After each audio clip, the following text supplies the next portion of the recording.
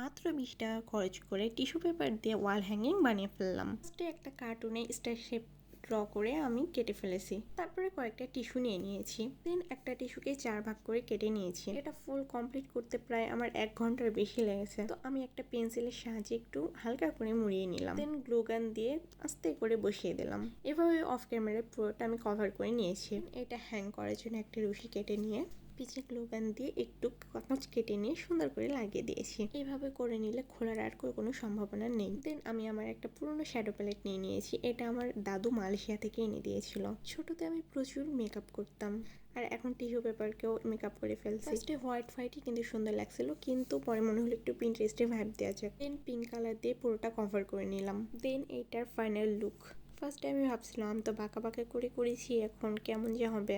দেন পুরোটা করার পর আমার কাছে কিন্তু বেশ ভালোই সুন্দর লাগছে। আপনাদের কাছে কেমন লাগছে অবশ্যই আমাকে কমেন্ট করে জানাবেন। দেন আমি দেয়ালে ঝুলিয়ে দিলাম।